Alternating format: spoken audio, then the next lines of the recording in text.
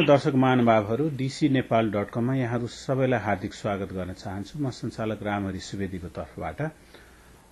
हालसालै गत सोमबार अमेरिकाको एटलान्टा जोर्जियामा एक नेपाली 39 वर्षीय नेपाली दामोदर पाठकको बन्दुकधारीहरूद्वारा स्टोरमा काम गरिरहेको अवस्थामा गोली हानी हत्या गरिएको छ र यसरी नेपालीहरूको मारिने क्रम अमेरिकामा जारी रहिरहेको छ। प्रत्येक वर्ष यसरी नेपालीहरू मारिएका छन् र यो अत्यन्त दुःखद घटना हो तपाई हामी समुदायको लागि पनि।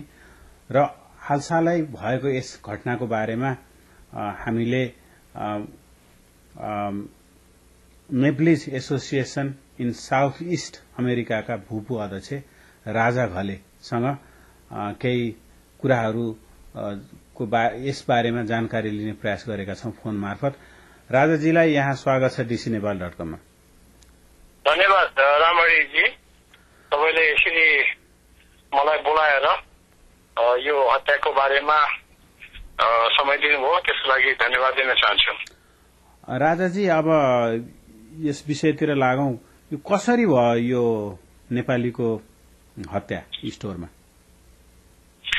अब मैले थाहा पाएसम्म, मैले बुझेसम्म चाहिँ उहाँ चाहिँ रातिको सिफ्टमा काम गर्ने अनि दुईजना बन्दुकधारी कालेहरू चाहिँ भित्र स्टोरमा आए र उनीहरूले रब गर्न कोसिस गरे। रब गर्ने सिलसिलामा उहाँले चाहिँ त्यसलाई इन्काउन्टर गर्नुभयो दामोदरजीले र उहाँ चाहिँ बाहिरसम्म लखेट्ने क्रममा अनि ती बन्दुकधारी कालेहरूले पार्किङ लटमा उहाँलाई हत्या गरिदिए। भन्नाले उहाँले यदि नलखेटेको भए चाहिँ उहाँको हत्या हुने थिएन? सम्भवतः त्यो धेरै सम्भावना थियो, किन भन्दाखेरि उहाँ एक्लै काम गर्नु भएको रहेनछ, उहाँसँग अर्को एकजना साथी पनि हुनुहुँदो रहेछ। त्यो भएको हुनाले उहाँले आफ्नो लागि त्यो इन्काउन्टर नगरिकन बस्नको लागि अरू विभिन्न किसिमको उपायहरू, जस्तो त्यहाँनिर चाहिँ बुलेट प्रुफ ग्लास थियो अनि एकजनाले पुलिस डाक्न सकिन्थ्यो, सबै किसिमको चाहिँ तरिकाहरू अपनाउनु भएको भए उहाँ बस्ने सम्भावना बलियो देखिन्छ। उहाँको बारेमा अलिकति बताइदिनुहोस् न, उहाँको एक्टिभिटिजहरू कस्तो थियो, उहाँ कस्तो किसिमको व्यक्तित्व हुनुहुन्थ्यो, तपाईलाई कतिको जानकारी छ यस सम्बन्धी? उहाँ चाहिँ रातिको सिफ्टमा काम गर्ने भएको हुनाले उहाँ धेरै नेपाली कम्युनिटीहरूसँग त्यति घुलमिल नगर्ने अनि जति पनि इभेन्टहरू यहाँ हुन्थ्यो भइराखेको छ त्यहाँ पनि उहाँ त्यति आउन सक्नुहुन्न थियो समयको बावजुदको कारणले गर्दाखेरि। किनभने स्टोर राति 12 बजे बन्द गर्नुपर्ने, बाई द टाइम अब उहाँ कुनै पनि कार्यक्रममा आउँदाखेरि ढिलो हुने हुँदाखेरि त्यति उहाँ आउनुहुन्न थियो। सीमित साथीहरूसँग मात्रै उहाँको घुलमिल भएको देखिएको छ। तथापि उहाँ चाहिँ असाध्यै मिलनसार, असाध्यै भलाग्ने भएको कारणले गर्दाखेरि चाहिँ एउटा पपुलर इम्प्लोइ क्लर्कको रूपमा चाहिँ चिनिन्छ।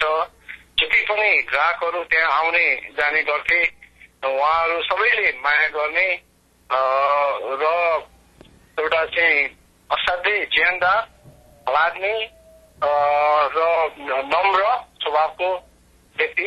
र तपाईँले अब थाहा पाउनु भयो कि एउटा भनौँ न स्टोरको लागि उहाँ चाहिँ आफ्नो ज्यान पनि दिनुभयो।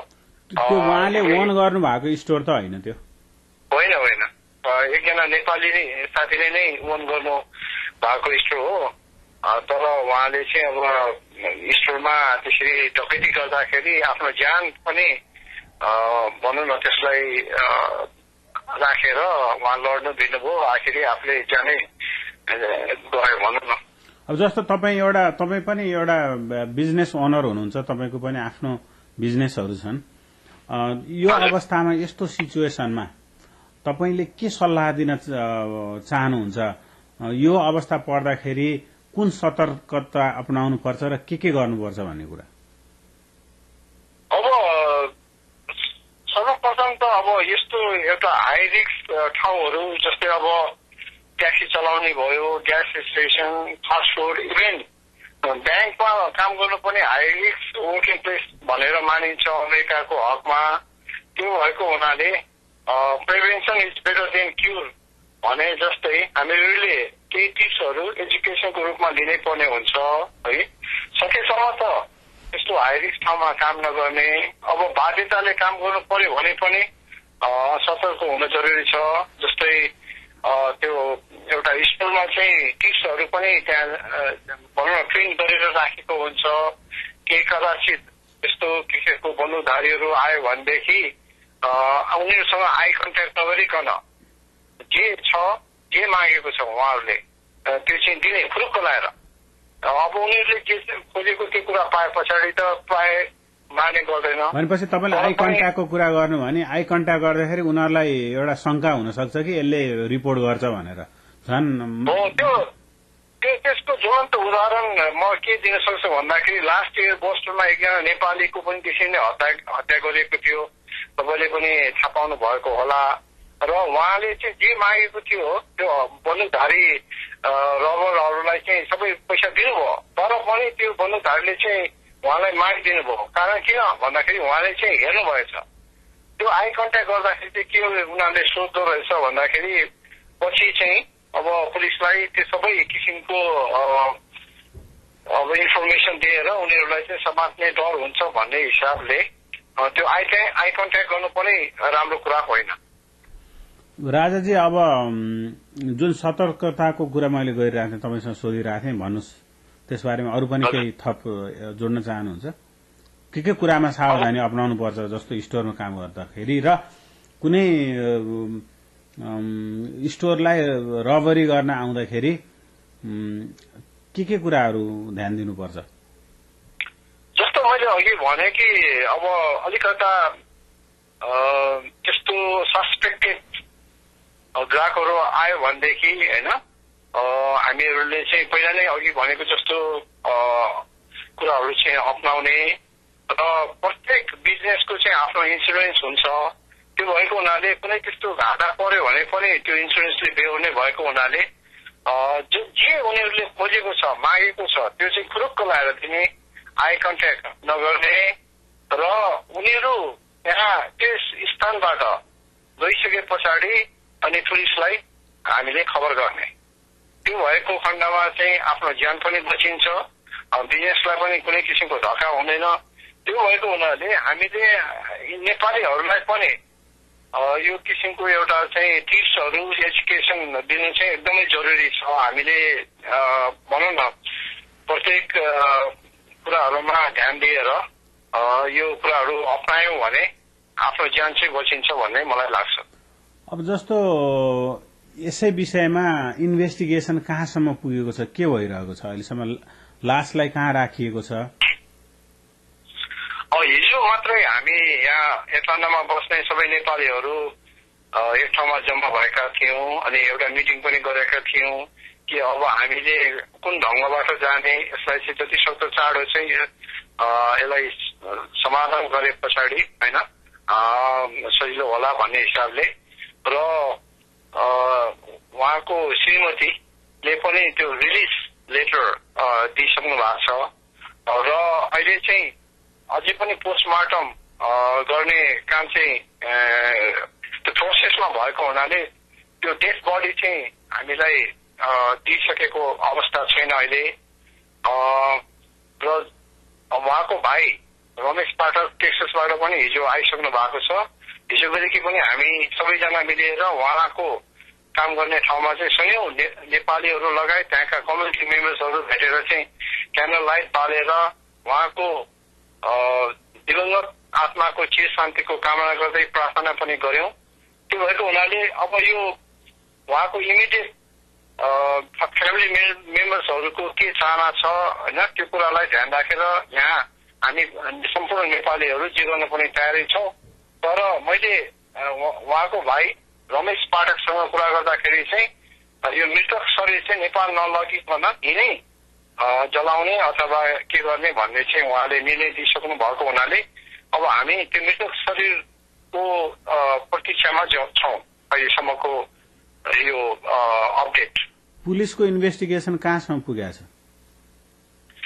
अघि मैले भने जस्तै पुलिसले त्यो लिइराखेको छ, इन्भेस्टिगेसन जारी छ र उहाँहरूले त्यो सबै कुरा सुटरलाई समाते कि समातेन? सुटर्सको हिजो मात्रै राति चाहिँ 2 जना मध्ये 1 जनालाई चाहिँ अरेस्ट गरेको कुरा जानकारीमा आएको छ। त्यो फक्स न्यूजले चाहिँ प्रकाशित गरिसकेको छ र मैले पनि नासाको फेसबुकमा र इभन मेरो फेसबुकको वालमा पनि त्यहाँ पोस्ट गरेको छ। र कुनै पनि श्रोताहरूले त्यसमा चाहिँ गएर पढ्न सक्नुहुन्छ अथवा फक्स न्यूजमा गएर पनि यहाँहरूले जानकारी लिन सक्नुहुन्छ। अब उहाँको अन्त्येष्टिको लागि तपाईहरुले के अपेक्षा गर्नु, के आशा गर्नुभएको छ नेपाली कम्युनिटीबाट? त्यसको लागि कसरी अगाडि बढ्ने सोचमा हुनुहुन्छ? जस्तो मैले अघि भने कि दामोदर ज्यूको भाइ, कान्छो भाइ रमेश पाठक चाहिँ टेक्सासदेखि हिजो यहाँ आइसक्नु भएको छ र उहाँले चाहिँ नेपाल नलगिकन यिनै मृतक शरीरलाई यिनै दाह संस्कार गर्ने निधो भएको हुनाले हामी सम्पूर्ण नेपालीहरू, यहाँ बसेका जोर्जियामा बसेका नेपालीहरूले राम्रोसँग उहाँ इमिडिएट फ्यामिली मेम्बर्सहरूको निर्णय अनुसार हामी यहाँ दाह संस्कार गरिदिन्छौँ। भनाइको मतलब आर्थिक रूपमा हामी सम्पूर्ण गर्नलाई हामी तयारी छौँ, त्यसको कुनै समस्या छैन। त यो साह्रै दुःखद घटना घट्यो र यसरी यो अमेरिकामा यस्तै घटनाहरू पटक पटक घटिरहेका छन्। नेपालीहरूको मारिएका छन्, कहिले कुन स्टेटमा कहिले कुन स्टेटमा। यसको लागि हाम्रो समुदायले यस्ता कुराहरू रोकिनको लागि हामीले के कदम अगाडि चाल्नु पर्छ जस्तो लाग्छ तपाईलाई? के गर्न सकिन्छ अब यसको प्रिभेन्सनको लागि? धन्यवाद रामहरिजी, तपाईले यो एउटा असाध्यै राम्रो प्रश्न सोध्नुभयो है। एउटा सपना र आशाका किरणहरू बोकेर आउनु भएको नवयुवक 39 वर्ष अल्प आयुमा आफ्नो जीवन त्याग्नु यो यसैमा एकदमै दुःखलाग्दो घटना हो है। यो सबै नेपालीहरूको एउटा ठूलो सम्पत्ति गुमाएका छौं, तर यस्ता घटनाहरूले हामीलाई सजग चेतावनी र शिक्षाको बाटो पनि देखाएको छ। त्यो भएको हुनाले जति पनि कम्युनिटी लिडर्स साथीहरूले चाहिँ आफ्नो एरियामा बसेका र जो जति यस्तो हाई रिस्क ठाउँहरूमा काम गर्नु भएको छ ती साथीहरूलाई चाहिँ बेला बेलामा भेटेर अथवा वर्कसप जस्तो गराएर अघि मैले भनेका टिप्सहरू जस्तो हामी चाहिँ सकेसम्म चाहिँ यस्तो हाई रिस्क ठाउँमा काम नगर्नु नै बेस र काम गर्नुपर्ने बाध्यता छ भने पनि हामीहरूले चाहिँ साधारण ती टिप्सहरूलाई चाहिँ लिएर सबैभन्दा आफ्नो जीवन नै बचाउने काममा चाहिँ सरिक हुनुपर्छ। त्यो भएको हुनाले यो चाहिँ हामीले एजुकेसनको रूपमा, अवेरनेसको रूपमा चाहिँ हामी सम्पूर्ण नेपालीहरू जसमा जहाँ काम गरेर बस्नु भएको छ उहाँहरूलाई चाहिँ शिक्षाको रूपमा चाहिँ हामीले दिनुपर्छ भन्ने मेरो धारणा छ। राजा घलेजी, यहाँलाई धन्यवाद र डीसी नेपालको तर्फबाट पनि मृतकको परिवारप्रति हार्दिक संवेदना हामी प्रकट गर्न चाहन्छौं र के गर्नुपर्छ हाम्रो तर्फबाट, मिडियाको तर्फबाट यहाँहरूलाई सहयोग सपोर्ट के चाहिन्छ यसमा हामी पनि त्यसको लागि तयार छौं र सहयोग चाहिएको खण्डमा हामीसँग पनि सम्पर्क गर्न सक्नुहुन्छ यहाँहरूले र समयको लागि धन्यवाद दिन चाहन्छु। धन्यवाद रामहरिजी, फेरि पनि तपाईले एउटा यस्तो मूल्य समय दिएर मलाई बोल्ने मौका दिनुभयो। म पनि व्यक्तिगत तर्फबाट र जोर्जियामा बसेको सम्पूर्ण नेपालीहरूको तर्फबाट मृतक स्वर्गीय श्री दामोदर पाठकको दिवंगत आत्माको चिर शान्तिको कामना गर्दै र त्यो सम्पूर्ण उहाँको फ्यामिलीहरूप्रति पनि संवेदना प्रकट गर्छु। फेरि पनि तपाईलाई धन्यवाद। हस्, नमस्कार। हस्, नमस्कार।